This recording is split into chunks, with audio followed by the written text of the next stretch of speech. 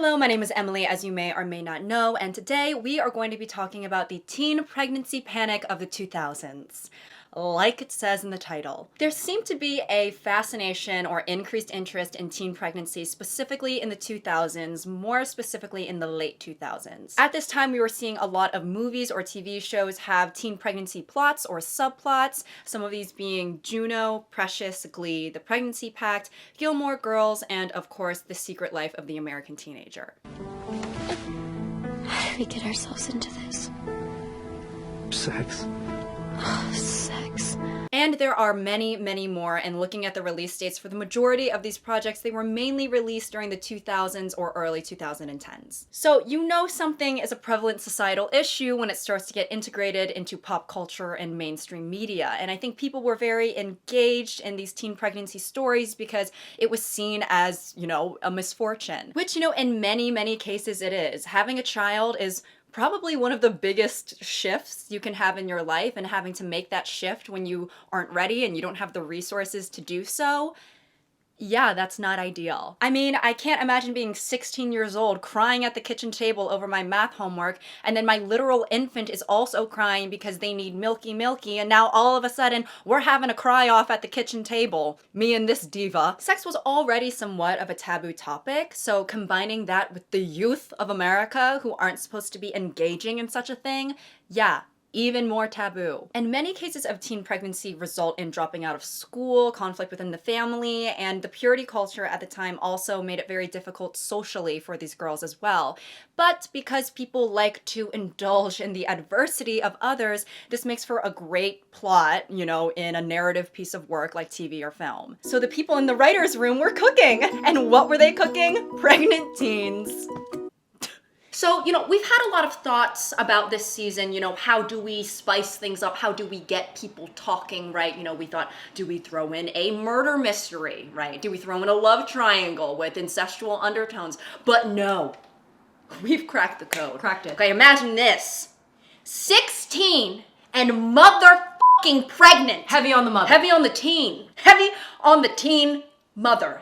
The teen mother is heavier because she's gaining weight because she's pregnant. Who?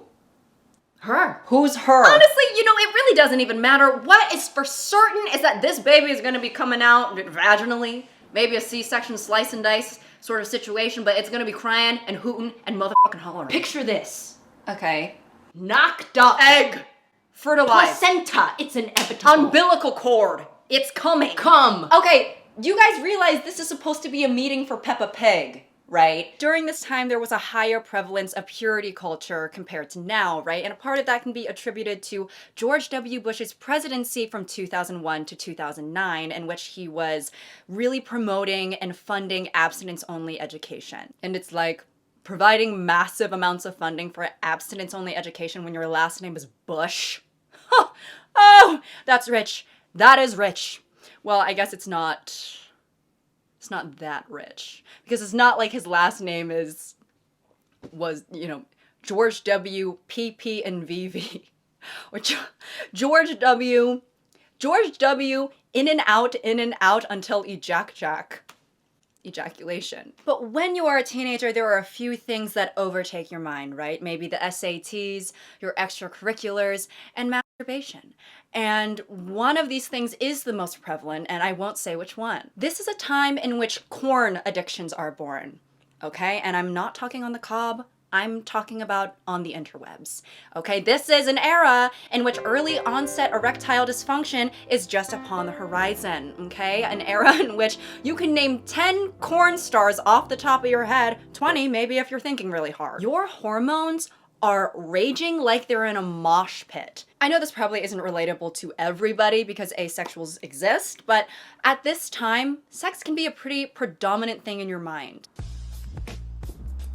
Amanda, your headphones aren't plugged in. Oh, shh.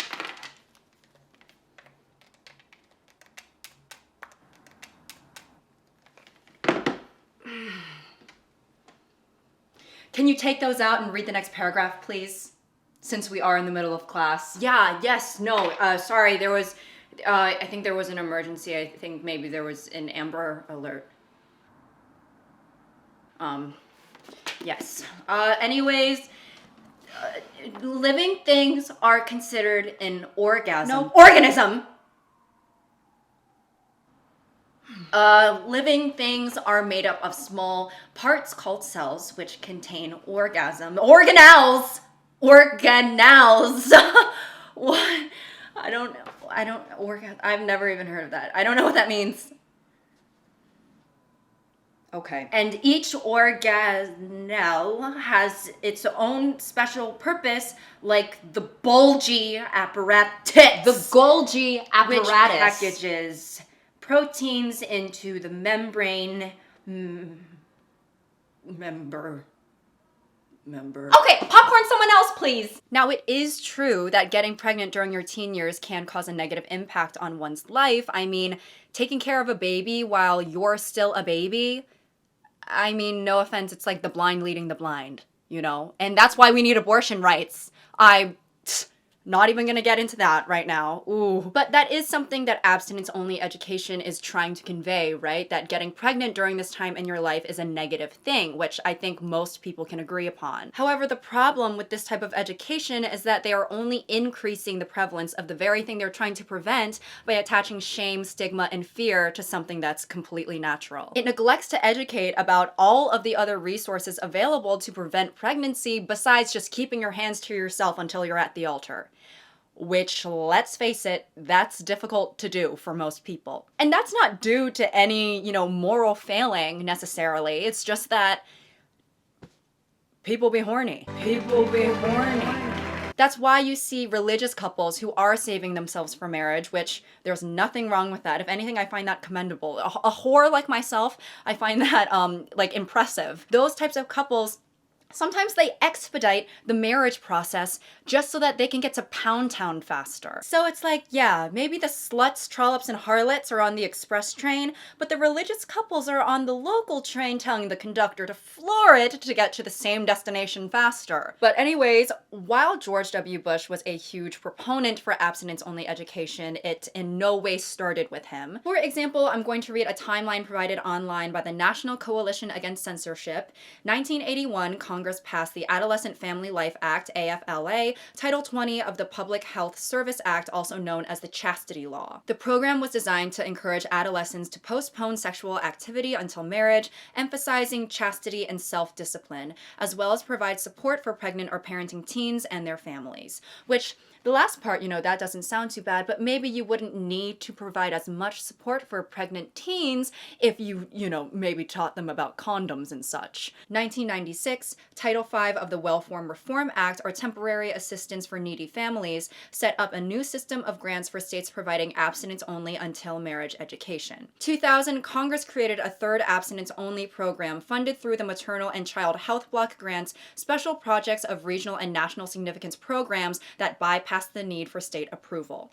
Now, maybe for most of you, a lot of those words don't mean anything to you. I know as I was reading it, I was like, I think the main thing that I can gather from this is that the overall gist is no touchy-touchy until Mary Mare at the altar. So, as you can see, the American government and I'm sure many other governments have not had helpful tactics towards tackling teen pregnancy or anything in the reproductive realm, really, which sadly we can see currently.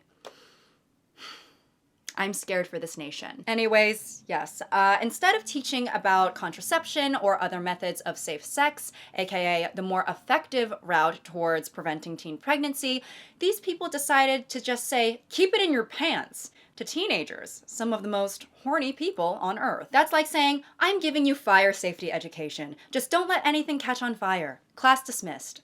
And then the class in question is a room full of gasoline and matches. Telling a bunch of teens, hey, you know that thing that you're always thinking about that you really want to do? You can't do it. Of course that's not going to work. Good morning. What the heck? How are you this pregnant? Yo, that's my bad. Okay? Jesus, it's like, did you learn nothing from our lesson last week? Okay, I talked about it for a whole 4 minutes. All right, and Kyle, you ought to be ashamed of yourself. Okay, it's like you didn't even attend class. No, I came. Yeah, I see that. Jeez. I mean, what was unclear about the lesson? Okay? No sex until marriage. Did you wait until marriage? What is this, an interrogation? Okay, I am gonna have to fail you two for sex ed. What? What the fuck? You both failed the most important test there is. The test of God. I mean the whore-like behavior that you have exhibited. Okay, like, I'm sorry. Kyle, you're okay. Boys can't be whores. Okay, that was in last week's lesson if you had been paying attention. Oh, okay, well then word. I mean, come on. You guys didn't even use a condom? What's that? I don't have a condo.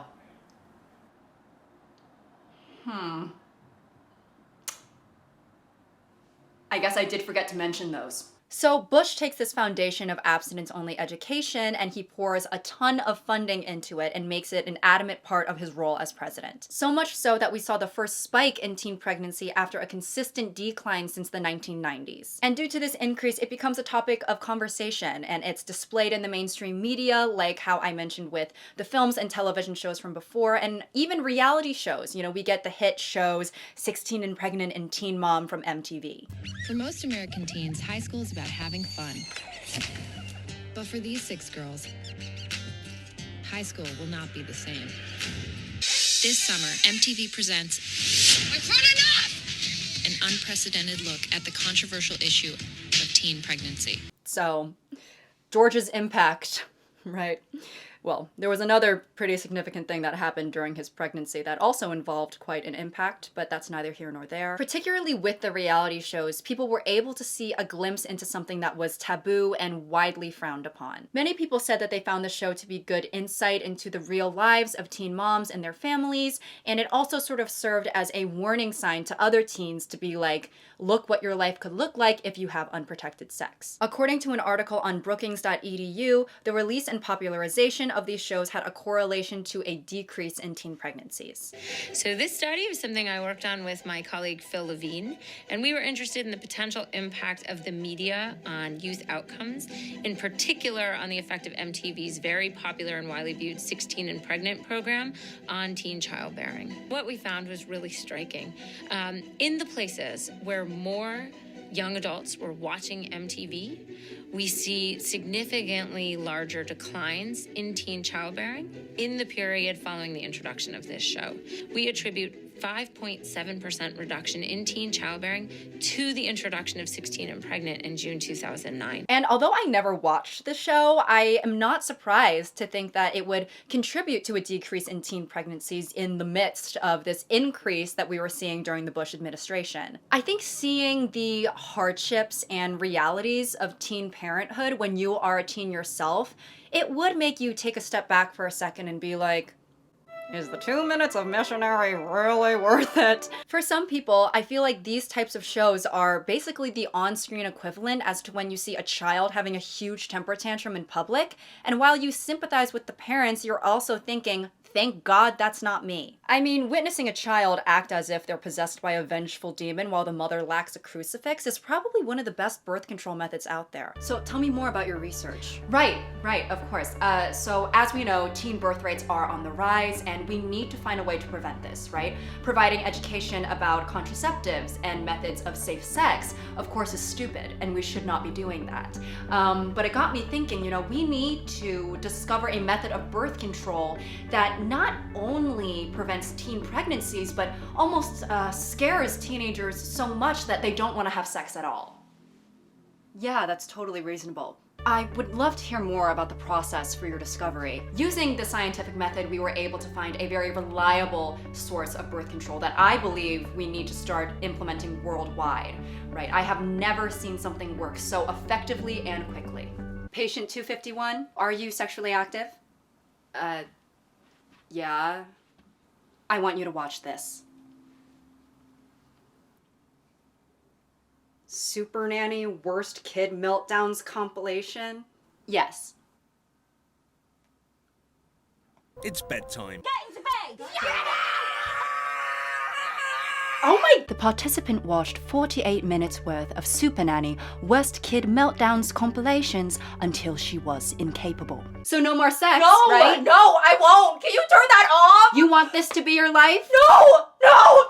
The participant scheduled herself for a hysterectomy within the hour. There was some discourse about whether or not these types of reality shows teeter on the line between humanization and glorification of teen moms. And, because interpretation of media can be so different from individual to individual, maybe both of these things can be true. I think sometimes it can be really hard to portray controversial topics without some sort of aspect of glorification, because no matter what, no matter if the creators handled a topic with such intention and care, there's still going to be someone in that audience thinking to themselves, I kind of want to do that thing that was negatively portrayed. In an article from Time magazine, they talk about the contradicting evidence as to whether, the show had more negative or positive impact on the perception of teen moms. After the show became a hit, episodes can draw up to 2 million viewers, parents and educators are worried that 16 and pregnant glamorized teen pregnancy. Only 40% of teenage mothers ever graduate high school. 2/3 of families begun by an unmarried teen mother are poor. So what does MTV do? It shows how cool teen pregnancy is with a new reality series. And the fact that many of the show's stars become celebrities in their own right, gracing the cover of People magazine, doesn't hurt the impression that having a child while in high school is one way to get attention. Some even suspected that Teen Mom was having a copycat effect. The New York Post pointed out in 2011 that 3 of Teen Mom 2 star Janelle Evans' friends had gotten pregnant within a year of Evans starring on the show. Nobody knows whether these friends purposely became pregnant to follow in Evans' footsteps and potentially garner media attention, but clearly Evans did not serve as the cautionary tale she was supposed to be even to her closest friends. And just the existence of the show can normalize teen pregnancy, and yet teen birth rates continue to drop. However, by contrast, Indiana University conducted a survey and found that viewers who frequently watched 16 and Pregnant and Teen Mom had the unrealistic perception that teen moms have a lot of time to themselves, can easily find childcare, will complete school, have affordable access to healthcare, finished college, and live on their own. Researchers theorized this was because many of the girls featured in the 2 shows had become celebrities and therefore role models. Maybe that's what's drawing viewers' attention. The fact that one of the teen moms, Farrah Abraham, repeatedly is on the cover of Us Weekly for all the plastic surgery that she's had.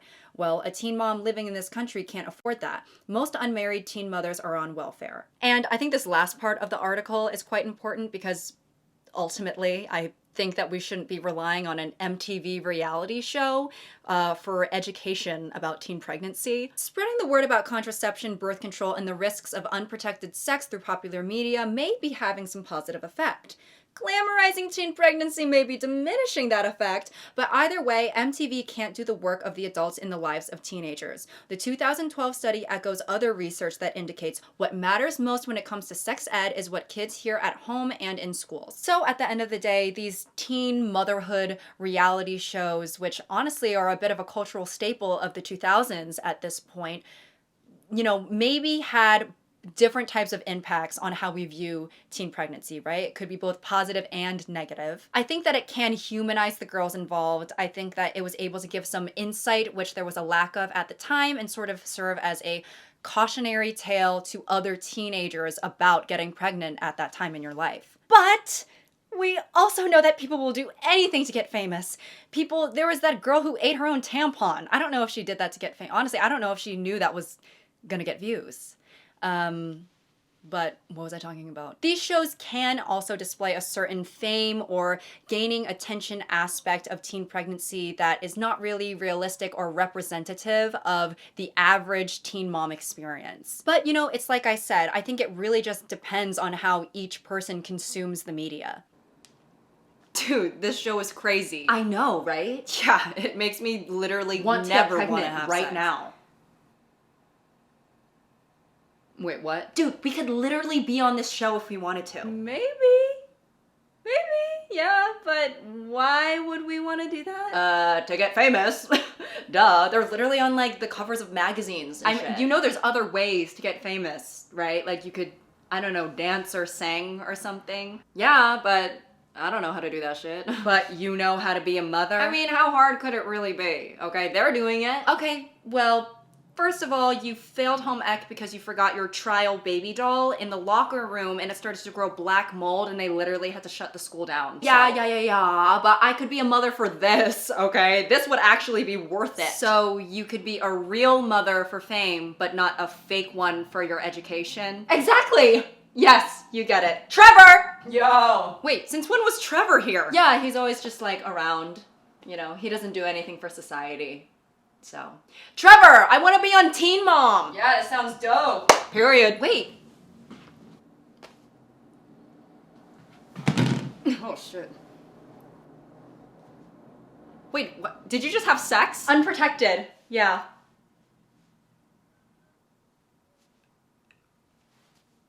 Play the next episode. That's all I have for you guys today. I hope you all enjoyed today's video. And while on the subject of reproductive education and reproductive rights and the government's power over that, I do want to point out the fact that our reproductive rights in the US are being threatened right now. I do feel like we obviously have taken steps back with the Trump administration. I just want to remind all of you guys to, I don't know, it's a hard time, guys. I would like to think that the majority of my audience aligns with me. So I just want to say, you know, support women, support immigrants, support, you know, the Black community, people of color, LGBT people, you know, just it's a very scary time. So I think that we all just kind of need to be there for each other and cultivate community and just try and hope for the best. We'll see. I know today's video was a little bit more heavier, you know, on the research and just the topic or whatever. But next week I'll be probably having a more lighthearted video that is just nonsense. So look forward to that. It'll probably be a yapping clickbaity video. I don't know. Okay, until next time.